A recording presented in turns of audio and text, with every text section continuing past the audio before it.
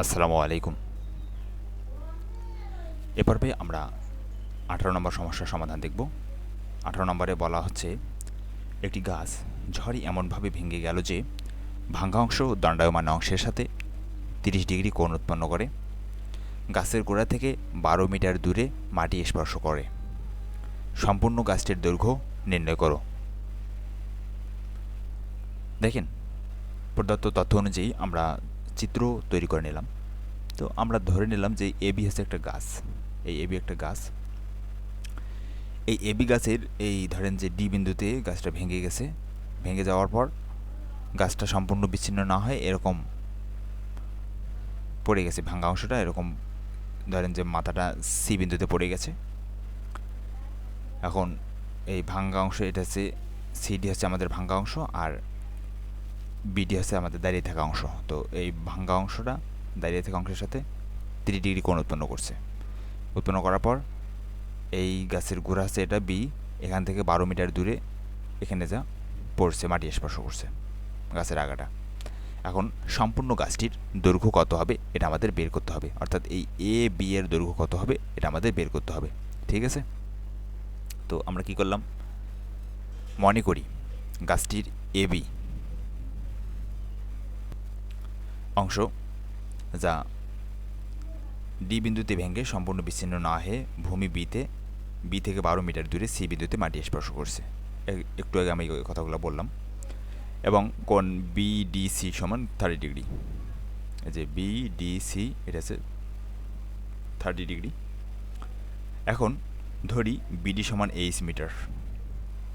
এই যে বিডি এটা সমান আমরা এইচ মিটার ধরে নিই, এবং এডি সমান হচ্ছে এডি সমান হচ্ছে বিডি প্লাস ডিএ। অর্থাৎ এই এবি সম্পূর্ণ অংশটাকে আমরা কি করতে পারি, দুই ভাগে ভাগ করতে পারি। একটা হচ্ছে এডি আর একটা হচ্ছে কি বিডি। আর এখানে এই এডি যা সিডিও তা, কেন? কারণটা হচ্ছে এই এডি অংশটাই তো ভেঙে পরে এই দিকে মাটিতে পড়ছে, তো ওটার নাম দিচ্ছি আমরা কি সিডি। এই জন্য আমরা এডি ইজ ইকুয়াল টু সিডি বলতে পারি। আর এইটা অংশ আমরা ধরলাম, ভাঙা অংশটাকে ধরলাম আমরা এক্স মিটার, যেহেতু আমরা জানি না। তাহলে সম্পূর্ণ গাছটির দৈর্ঘ্য এ বি সমান কি দাঁড়ালো, বিডি প্লাস ডিসি।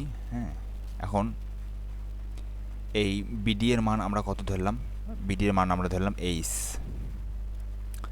আর এইখানে আমাদের যেহেতু আমরা বললাম যে এডি সমান হচ্ছে সিডি, তো এডি আমরা সিডি আমরা ধরছি এক্স, তাহলে এডিও হবে এক্স, তাই না?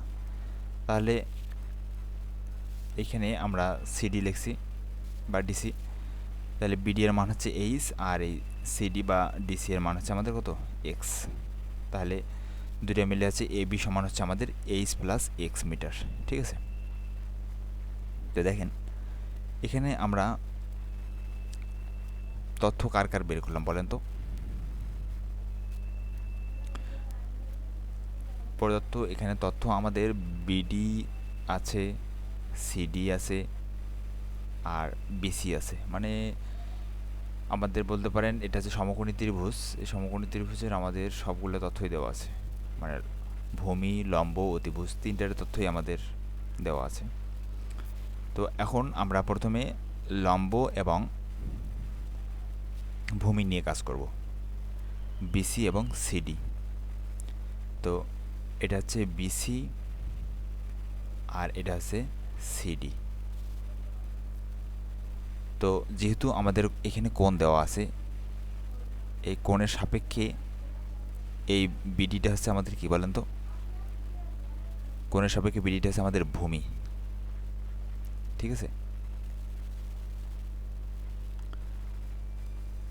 আর এই যে বিসি এটা হচ্ছে এখানে লম্ব। ঠিক আছে, আবার আমরা যদি বি কোণ চিন্তা করি, বি কোণের সাপেক্ষে এখানে কিন্তু আমাদের বিডিটা হচ্ছে লম্ব আর বিসিটা হচ্ছে ভূমি। ঠিক আছে, তো এটা আসলে কোণের উপর নির্ভর করবে। তো দেখেন এখন আমরা বলতে পারি আমাদের সম্পর্ক যেহেতু লম্ব এবং ভূমির মধ্যকার, তাহলে আমরা এই লম্ব এবং ভূমি সম্পর্ক কে নির্দেশ করে? অবশ্যই ট্যান নির্দেশ করে। তাহলে এখানে আছে যে ট্যান 30°, এর জন্য আমরা নিচ্ছি ত্রিভুজ BDCA tan 30° is equal two BC/BD।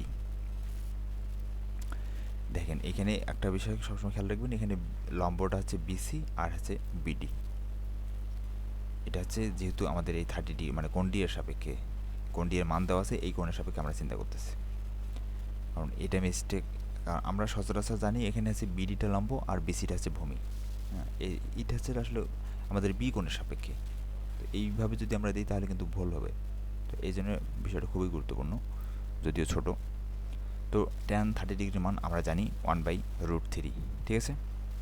তো 1/√3 জানি। এখান থেকে বিসি এর মান হচ্ছে আমাদের কত, এই যে এইচ, আর কি সরি বিসি এর মান হচ্ছে আমাদের এখানে 12, হ্যাঁ এই যে 12, আর বিডি এর মান হচ্ছে আমাদের, আমরা ধরে নিয়েছি এইচ, তাহলে এখানে মানগুলো বসাই দিলাম। বিসি এর মান 12, বিডি এর মান হচ্ছে এইচ, 12/8। তাহলে আর গুণন করেন, এইচ আর 1 গুণ করলে এইচ, √3 আর 12 গুণ করলে আছে 12√3, ঠিক আছে। তাহলে 12 গুণন √3 এর মান হচ্ছে 1.73205808, ঠিক আছে। এখান থেকে 12 আর এই মানটা যদি আমরা গুণ করে দিই তাহলে হচ্ছে যে ফলাফল আসে 20.789, অর্থাৎ এইচ এর মান হচ্ছে আমাদের 20 মিটার, হ্যাঁ 20 সামথিং। তো আমরা বিডি এর মান পেলাম 20 মিটার। এখন আমরা এক্স এর মান বের করব, এই যে এই অংশটা মান বের করব। যদি এটা মান বের করতে পারি তাহলে আমরা সম্পূর্ণ গাছটার মান বের করতে পারবো তখন। তো এক্স এর মান বের করার জন্য এক্সটা আছে এখানে কি বলেন তো, এই কোণের সাপেক্ষে এটা হচ্ছে অতিভুজ, হ্যাঁ এটা অতিভুজ, আর এখানে বিডিটা হচ্ছে কি ভূমি। তো এখানে আমরা কি লিখলাম, sin 30° is equal two BC/CD লিখলাম, ঠিক আছে। বিসিটা কি, বিসিটা হচ্ছে এইখানে এই কোণের সাপেক্ষে লম্ব, আর এখানে সিডি তো অতিভুজ আছেই।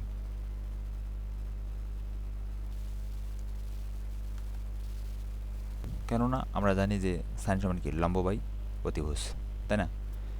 তো এখানে লম্ব হচ্ছে আমাদের বিসি আর অতিভুজ হচ্ছে সিডি, ঠিক আছে, এই 3° কোণের সাপেক্ষে।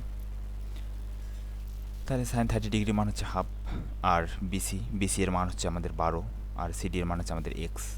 সবগুলো মান আমরা বসাই দিলাম। তাহলে যদি এখন আর গুণ করি তাহলে এক্স আর 1 গুণ করলে এক্স, 12 আর 2 গুণ করলে আছে 12 2 24, তাহলে X is equal to 24 metre. তাহলে অতএব গাছটির সম্পূর্ণ আমাদের দৈর্ঘ্য হচ্ছে AB is equal to AD plus BD.